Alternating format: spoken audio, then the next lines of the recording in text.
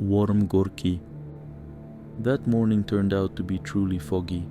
Even long-time residents couldn't remember a time when a milky white wall prevented them from seeing anything beyond their outstretched hand. And even then, only if you had sufficiently good eyesight. Many at the time thought it was the result of some kind of chemical emissions or something like that.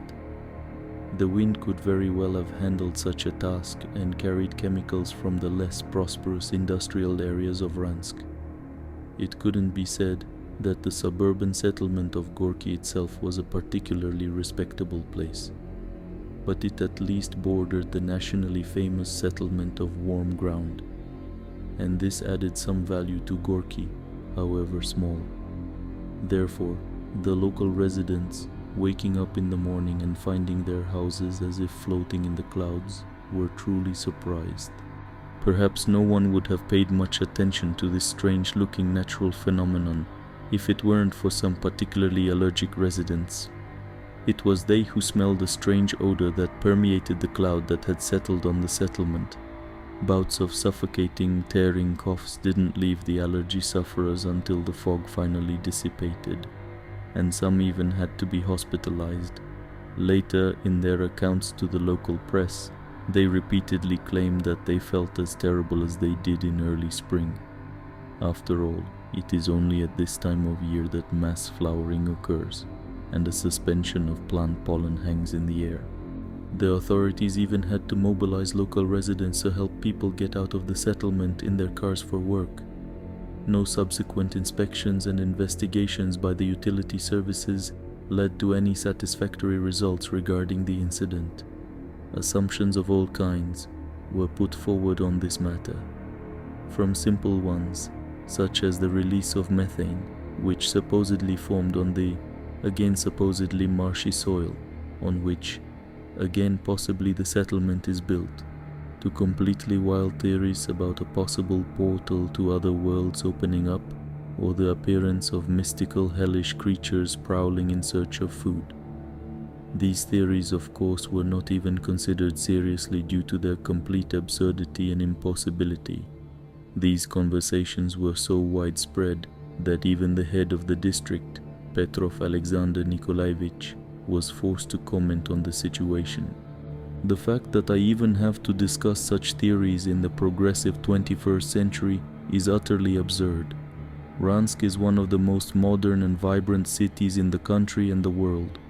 It regularly ranks among the top cities in terms of living standards, and in terms of infrastructure development, it may even hold the first place.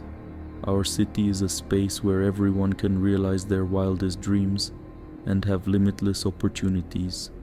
Talking about all sorts of demonic nonsense, or whatever the less educated residents of the city are saying, is simply beneath me. And if you really think that Ransk is full of all sorts of evil spirits and other dangers, then perhaps you should look for a quieter place. On this clear signal, the story stopped being covered in the news and gradually faded from memory. The fog did indeed begin to dissipate by noon, and by 1 o'clock in the afternoon, there was no trace of it left. Perhaps the story of the fog would not have been taken so seriously if rumors hadn't started circulating that the location of the houses in the settlement had changed. At gatherings, people whispered that the landscape had changed. They were immediately corrected by others, saying that it wasn't the landscape itself. The point was that the road had changed, and now it seemed to have become longer or more winding. The same allergy sufferers who pointed to the presence of impurities in the fog claimed that in reality, the whole point was that an additional house had appeared. There were also those who said that nothing had changed in their native settlement, and moreover, they began to feel somehow younger. Unable to reach a consensus, people did not dare to take any action for a more thorough investigation of what had happened. The only thing that almost everyone agreed on was that the allergy sufferers were talking complete nonsense. How could a whole house appear out of nowhere? People working in construction gave enough arguments for the impossibility of this, and their arguments about the need to bring in construction equipment, lay the foundation, and coordinate a bunch of permits were extremely convincing. Therefore, the idea of a suddenly appearing house was attributed to the overactive imagination of sick people due to their acute hypoxia. Nevertheless, the road had indeed changed. It now curved around a neat 2-story house, and because of this, its bend had become sharper. This building, seemingly plucked from the cover of a trendy magazine, was adorned with a small veranda and a charming green lawn. It created a somewhat fairy tale impression. Many houses look neat from a distance, but if you get closer, you can see uneven paint, cracks in the foundation, or other signs of weathering. This house was the complete opposite. It only enhanced the feeling of perfection as you approached it. The green cover was neatly trimmed, with garden furniture comfortably arranged on it. Around the house were long, even flower beds, on which bloomed bright red, exotic-looking flowers. Everything gave the impression of long and painstaking care for this place. This effect could not have been achieved in a month, let alone a week, and certainly not in a single morning. The house was owned by a wonderful young couple, Ivan and Anastasia, but they jokingly asked to be called Hibiscus and Chamomile.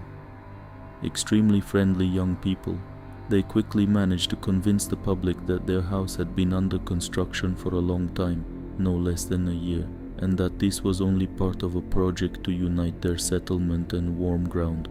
Speaking at a residents' meeting, they talked about how the value of land in Gorki would increase, about how local residents would be able to enrich themselves and enrich this place with their own efforts, about how, without any inconvenience or unnecessary problems, the settlement would expand, which would make people truly happy. Ivan's words and the passion in his voice were so convincing that most of the residents, in a fit of happiness, were already mentally calculating how much richer they would become. But the same allergy sufferers were unable to attend the meeting because of their constant coughing. Over time, they were beginning to annoy people with their frequent barking fits. Only old man Pyotr Matveyevich, having taken antihistamines and mustered all his willpower, was able to endure that meeting. Despite his objections about the house that had appeared from nowhere, the unknown cause of the residents' coughing, and the somewhat unnatural beauty of the new settlers, the villagers just waved him off irritably. Even being a seasoned military man with a strong inner core, Pyotr couldn't argue with that. So went the weeks and months. Most people were happy to be neighbors with the newcomers and gladly welcomed the new houses from warm ground. Of course, there remained a disgruntled minority, which periodically gathered late in the evening in homes to discuss the latest news. "Well, Matveyich, have you seen what happened to my house?" said a middle-aged man. "Yes, Seryozha, I saw," replied Pyotr, drinking a shot of vodka in one gulp and taking a drag of his cigarette. "The roof has tilted even more." "Right," exclaimed the man. "This simply cannot be.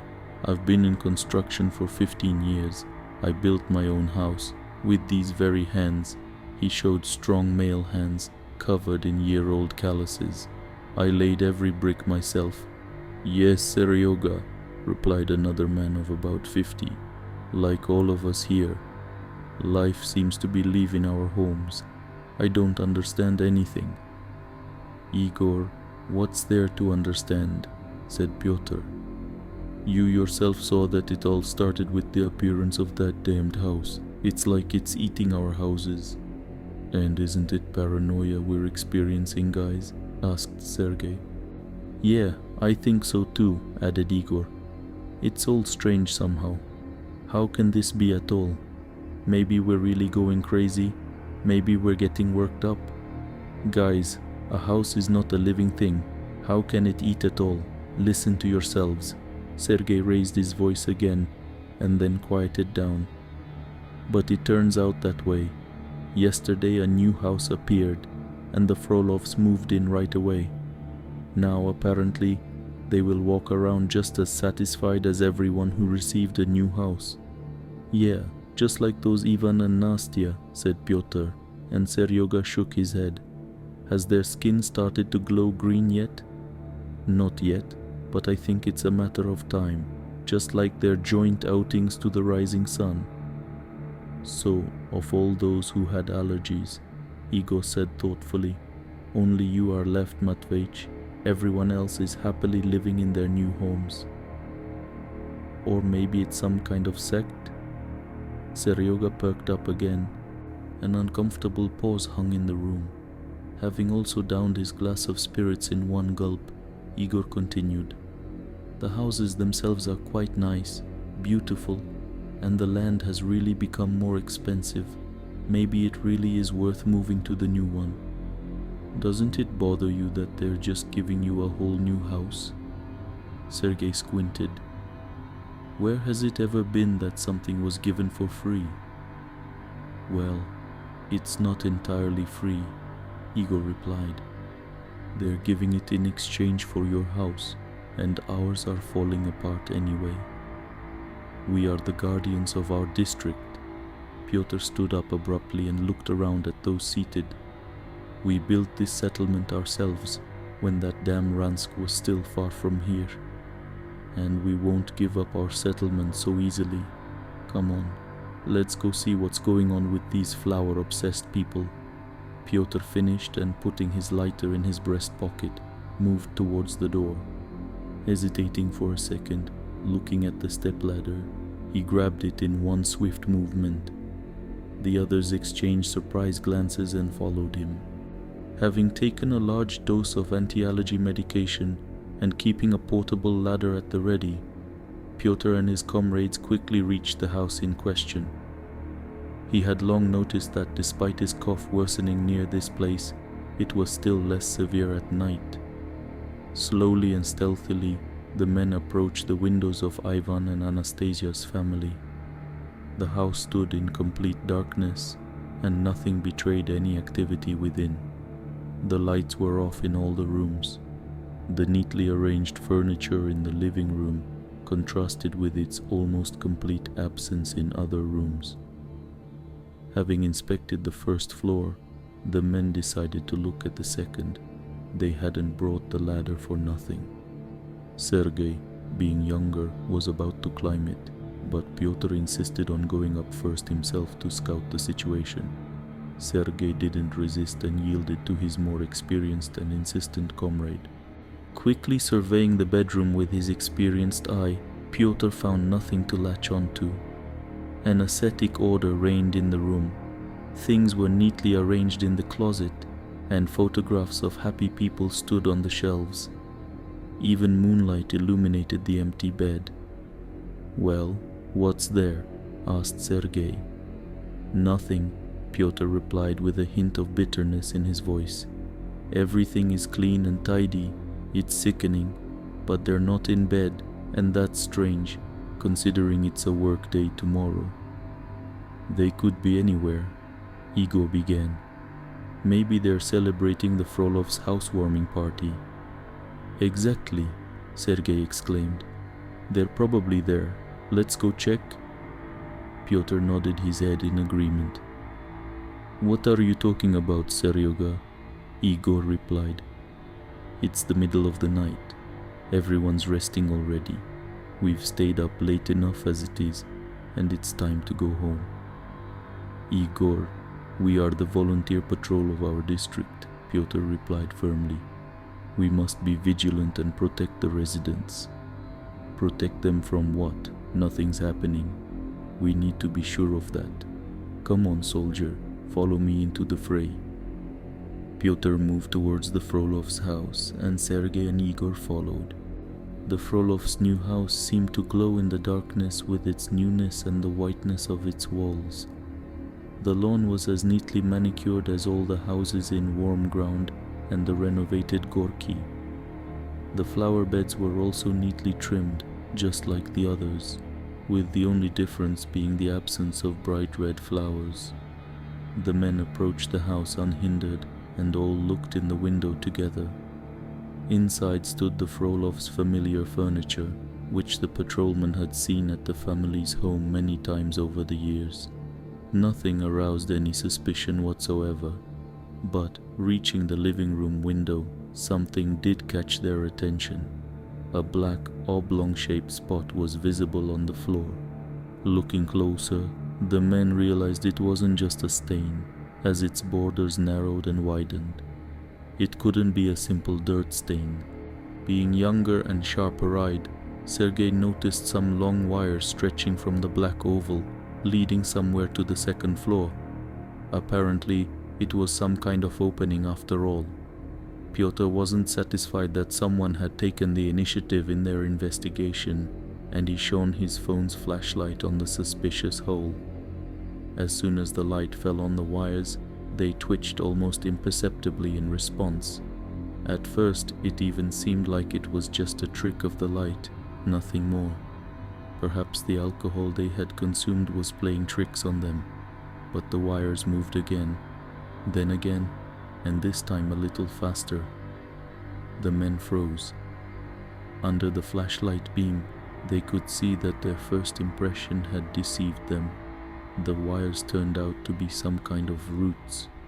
Tightly intertwined, they stretched across the room, disappearing up the stairs to the second floor.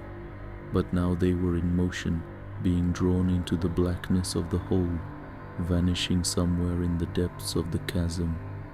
This spectacle lasted about a minute, and the men stood as if mesmerized, unable to move and not believing their eyes. The Frolovs' bodies appeared on the stairs. The men didn't even immediately understand who was in front of them. They were tightly entangled in these roots. Unable to resist, they only tried to grab the stair railing, then the walls. But the relentless force of the roots dragged them into the black maw of the house, not slowing down for a second. Peter was the first to come to his senses. With all his might, he struck the glass with the stepladder. The glass cracked but didn't break. The other men also joined in the blows, and then the glass couldn't withstand it. Running into the room, they froze again, unable to believe their eyes. The roots weren't just entangling the Frolovs' bodies, they were piercing them right through. They crawled under the people's skin, constantly moving. Somewhere the roots' sharp edges pierced the person's skin outward and re-entered the body in a new place. Trickles of blood flowed slowly from the puncture sites, which were immediately absorbed by the roots, protruding leaves, and stems of this hellish plant. Roots penetrated the man's brain, having gnawed an entrance through the base of the skull from the back of the head. It seemed he was already unconscious, and his whole body was convulsing. His limbs twitched like a rag doll's, and foam flowed from his mouth. The woman looked at the men in horror. Her mouth was filled with branches continuously crawling into it. Her legs were twisted at unnatural angles. She stretched out her surviving hand, hoping for help, and the other arm was pulled out of the shoulder and also twisted. Peter rushed to the woman, hugging her body and trying to pull against the force of the plant. Igor tried to help him. Their combined efforts began to slightly slow the movement of the strange plant's rhizomes, and when Sergei started hitting the shoots with the stepladder with all his might, the density of the roots began to decrease.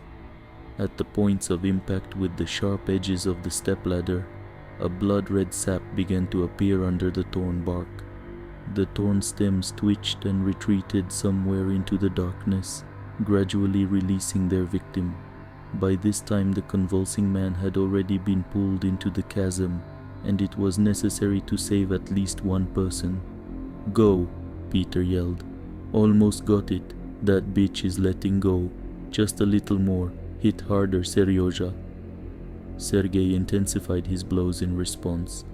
A sharp pain shot through his ankle, but in the heat of the moment he ignored it. The stems kept receding. He took a step to get a better grip on the stepladder, but his leg wouldn't obey. Sergei looked at his leg in surprise and screamed. It was entangled with plants that had already penetrated his flesh. Very quickly the stems reached his waist and began to crawl between the folds of his clothes, piercing his body.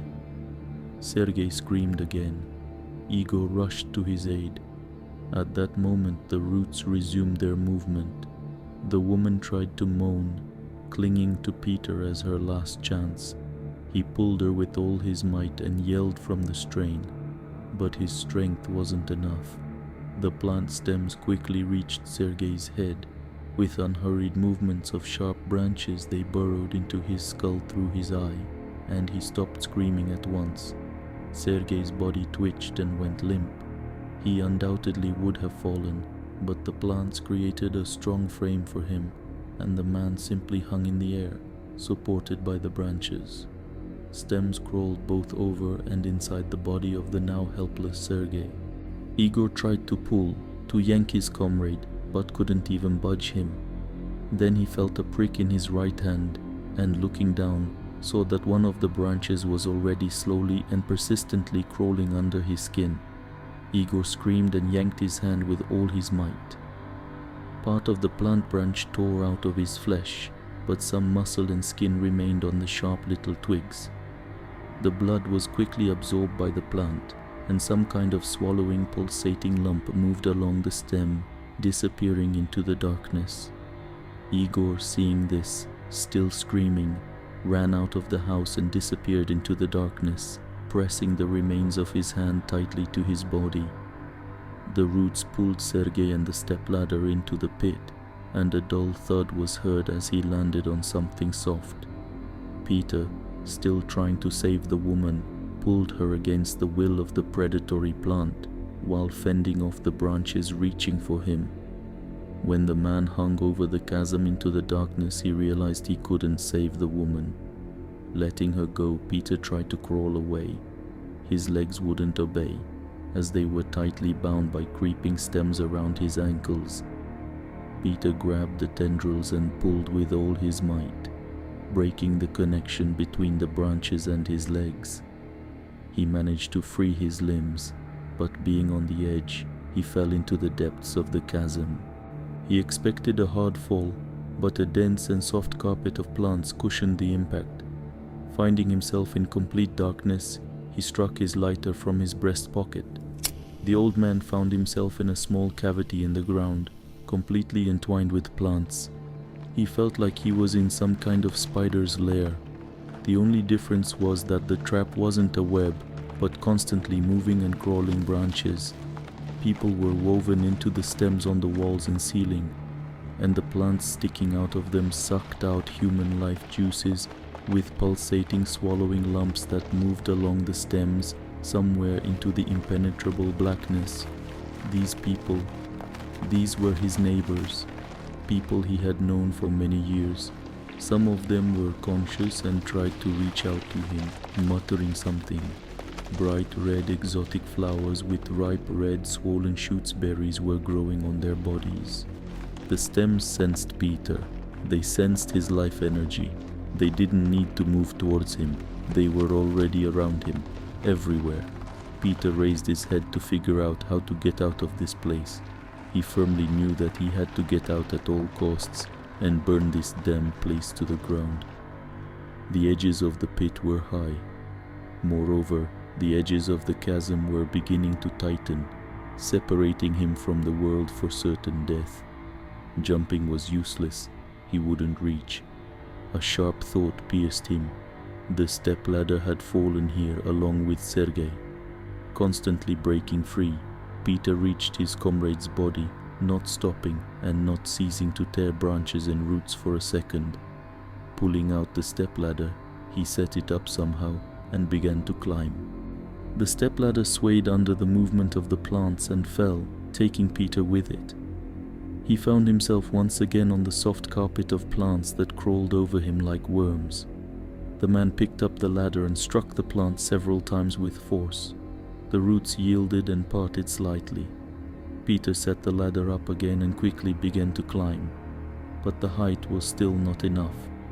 Jumping, he grabbed the remnants of roots that still protruded from the belly of the predatory plant. Pyotr's former military training helped him climb the roots before they could move. Having climbed over the edge with difficulty, the man didn't try to catch his breath, as the predatory plants were still nearby. The sun was already beginning to rise over the city, and the first timid rays were already illuminating the sky above Ransk. The old man rushed out of the house, only catching a glimpse out of the corner of his eye of the Frolovs seemingly crawling out of the black chasm into the light, while the predatory roots, on the contrary, were hiding in the darkness. Peter attributed it all to the tricks of his mind, inflamed by the experience. Peter was more determined than ever. Taking a canister of gasoline from the garage and holding a lighter at the ready, he moved again towards the Frolovs' house. Morning had already fully broken, illuminating the settlement. The residents of Gorki began to appear on their doorsteps, rejoicing in the new day and the sunlight. Peter continued moving towards his goal. Neighbors moved towards him, smiling and greeting him good-naturedly. They slowly followed him towards the Frolovs' house. Quickly reaching the desired house, the man stopped. The Frolov family met him at the doorstep and smiled. These were the same people he had tried to save during the night, the same people whose fear, pain, and injuries he had seen the day before. Now they stood joyful. Their movements were smooth and, although outwardly they were the same Frolovs, some unnatural beauty in their appearance betrayed them. The perfect beauty and image seemed to the man something pretentious, artificial. Peter turned around. All the residents of the settlement had surrounded him and were slowly approaching. Their movements were smooth but insistent, unhurried. When the people got closer, Peter hit the nearest neighbor with a canister. His head crunched and fell onto his shoulder. Peter expected to see a fountain of blood, but branches emerged from the depths of the damaged body. Slowly crawling out of the body, they touched the head at the point of separation and pulled it back. The severed head did not stop smiling for a second. Quickly subduing Peter, the neighbors carried the screaming and struggling body into the Frolovs' house. As the crowd passed into the living room in complete silence under the old man's desperate cries, a maw gradually opened in the floor, revealing an abyss into a green hell of writhing and moving stems and plants like fat worms. Peter tore, scratched, kicked, and screamed for help. He felt a push and the sensation of flying somewhere into the darkness. Finding himself at the bottom of a pit, he looked up at his neighbors and showered them with curses until the maw of the chasm closed, leaving him in complete darkness. Coming out into the street, the residents of Gorki, like the residents of Warm Ground, began chanting and slow dances, standing in place and swaying from side to side, resembling flowers guided by the wind. And when the people finished, they went home, smiling and patting each other on the back and embracing in warm hugs, and they all looked young and frighteningly beautiful, like all the residents of one of the most prestigious districts of the city of Ransk.